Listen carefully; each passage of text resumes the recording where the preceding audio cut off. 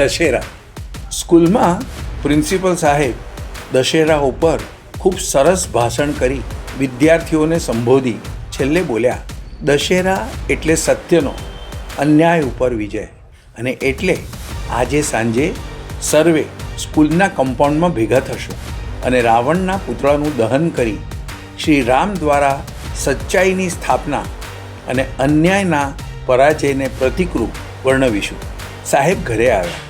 રજા હોવાથી જમી આડા પડખે થયા અને સાંજના ભાષણમાં શું બોલવું એ વિચારવા લાગ્યા. બધું વિચારે એ પહેલાં આંખ લાગી ગઈ અને સાહેબ મીઠી ઊંઘમાં સરકી ગયા. બપોરની ઊંઘમાં પણ સાહેબને સ્વપ્ન આવ્યું. સાહેબે જોયું સાંજે અનેક લોકોની સામે ભાષણ આપ્યું, ખૂબ થાળીઓ પડી અને રાવણને બાળવા તીર છૂટ્યું. પણ આ શું? રાવણ હસવા લાગ્યો અને અટ્ટહાસ્ય કરતા બોલ્યો, મૂર્ખાઓ, તમે મને દર વર્ષે શું બાળો છો? રાવણ એટલે અવગુણ, જે મને બાળવાથી નહીં જાય.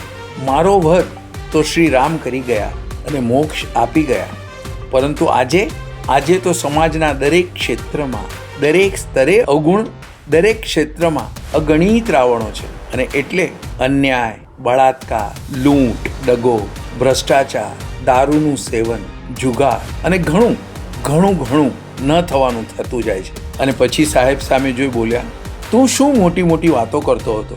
મારા પુતળા બાળવાના પ્રોગ્રામમાં ડોનેશન પેટે 2 લાખ ભેગા કર્યા. 1.5 લાખનું આ પૂતળું અને 40-50 હજારના બીજા ખર્ચાના વાઉચર બનાવ્યા. પૂતળું તો માંડ લાખનું થયું, બાકીના ક્યાં ગયા? મને ખબર છે, 10 તો તારા ઘરે જ આવ્યા છે. અને પછી અટ્ટહાસ્ય કર્યું. પછી રાવણ બોલ્યો, શ્રી રામના સમયે હું એક હતો, આજે તો 4 કોર છે. પૂતળું બાળીને શું વળશે? સમાજના દરેક સ્તરે જ્યાં સુધી નૈતિકતા, નીતિ, નિયમ, સચ્ચાઈ નહીં આવે ત્યાં સુધી હું તો ઘરે વસ્યો છું. અરે, ભૂલ થઈ ગઈ, વસ્યો નથી. તમે જ મને મનમાં, દિલમાં અને દિમાગમાં વસાવ્યો છે. ખોટું કરી સફળ થવા મને તમારા જીવનમાં વાસ આપવો જરૂરી છે, ખરું ને?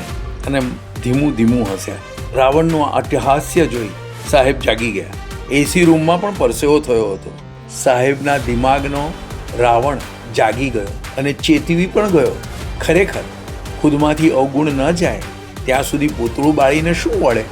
ચાલો આ દશેરાએ નક્કી કરીએ, ખુદમાં વસેલા અવગુણોનું દહન કરીએ. જો સર્વે આવું વિચારે તો સતયુગ દૂર નહીં રહે. આ દશેરાની સર્વેને શુભકામના.